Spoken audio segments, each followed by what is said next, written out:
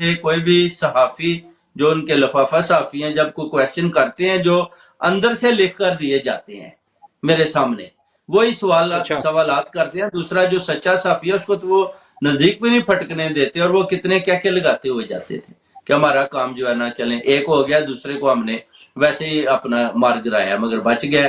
دوسری تیسری دفعہ وہ کہتے ہیں پھر گرا لیں گے اس کو مار لیں گے. اچھا، انہوں نے کوئی آپ کے کیس پر یا آپ کے بیانات پر انہوں نے کوئی رد عمل کہیں بھی نہیں دیا، اور جو جرنلسٹ یہاں باہر دربار کے باہر کھڑے ہوتے ہیں اور ہمیشہ انہوں نے جو جواب دینا ہوتا ہے وہ وہی کوسچن وہ کرتے ہیں؟ یعنی آپ نے ایک تو جی بتا دیا کہ جی وہ لکھ کر اندر سے ملتے ہیں انہیں کوسچن کہ یہ آپ نے پوچھنا ہے، تو جی انہی کو موقع ملتا ہے جی کوسچن پوچھنے کا. تو اس کی وجوہات دیکھیں بتا میری سکتے ہیں کہ انہوں نے رد عمل کیوں نہیں دیا؟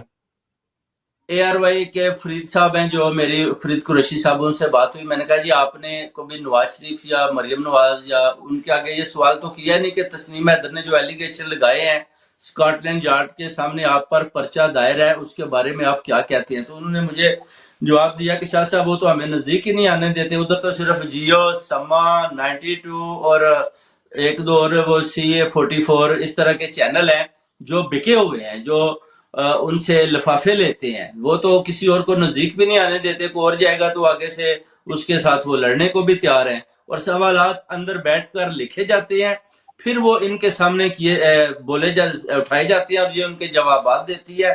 مریم نواز کے سامنے بھی جو سوالات ہوتے ہیں اس طرح لکھ کر پہلے اس کو دکھائے جاتی ہیں بعد میں وہ اس پر جوابات دیتی ہے اور بولتی ہے جی کہ ماشاءاللہ آج صحافیوں نے بڑے اچھے سوالات کیے. حالانکہ وہی سوالات ہوتے ہیں وہ جو خود لکھ کر دیتی ہے. اصل میں جو یہ سوال بتائیے تو گا کوئی کہ بھی صحافی کرے تو یہ ایسے ہی بھاگ جاتے ہیں.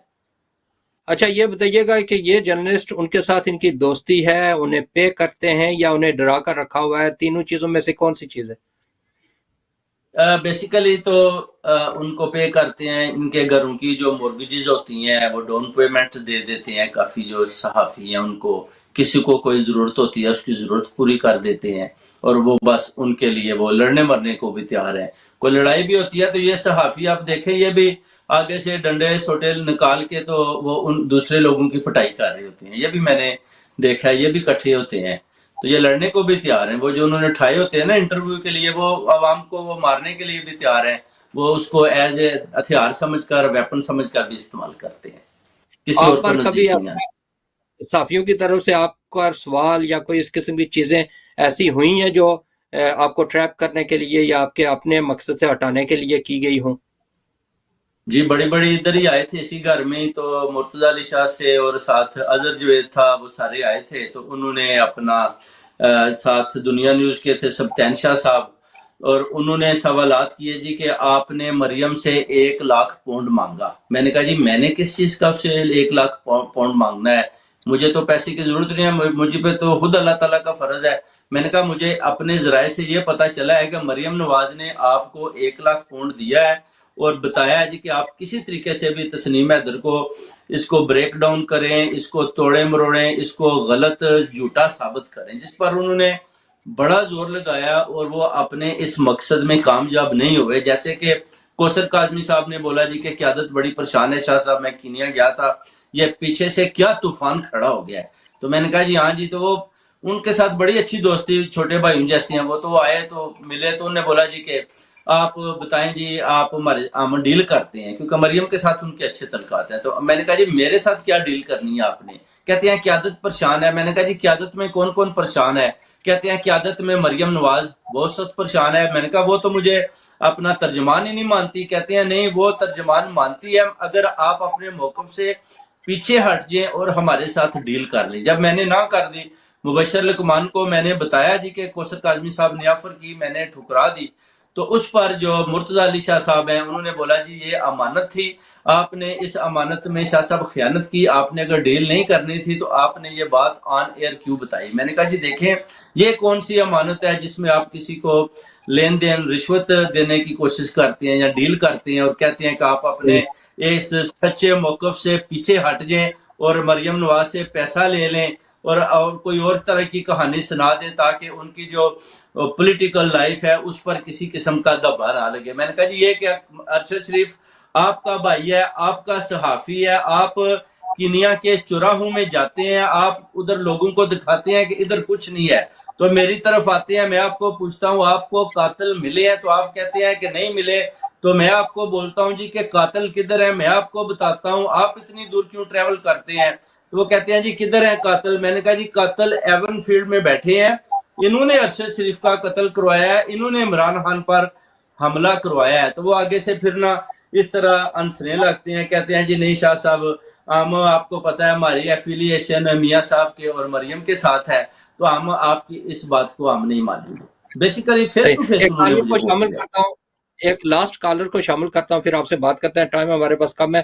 السلام علیکم. آخری سوال حیدر صاحب سے, آخری سوال. جی جی جی جی حیدر صاحب سے آخری سوال, کیا آپ سے پوچھا گیا, آپ کو اپروچ کیا گیا کسی کو برطانیہ میں نشانہ بنانے کے لیے, مثال کے طور پر عمران کے ووٹر سپورٹر ڈونیٹر, کسی کو نشانہ بنانے کے لیے کہا گیا, یا کوئی کیا سرائی وغیرہ ہوئی ہو؟ اس کا جواب دے سکتے ہیں؟ Thank you. جی بہت شکریہ. جی اس کا جواب دیجیے. جی مجھے کسی کو انہوں نے نشانہ بنانے کے لیے کسی نے نہیں کہا, کیونکہ جب ادھر پروٹیسٹ ہوتے تھے تو بیسیکلی ادھر جو ایشین کمیونٹی ہے وہ 1.3 ملین ان کی تعداد ہے, جس میں 10 لاکھ کشمیری ہیں, 3 لاکھ پاکستانی ہیں. تو آلموسٹ بہت زیادہ جو کمیونٹی ہے ہم ایک دوسرے کو جانتے ہیں, جس میں پی ٹی آئی کے علاوہ پیپل پارٹی کے جو جتنے بھی رہنما وہ بھی ہمیں ذاتی طور پر جانتے ہیں.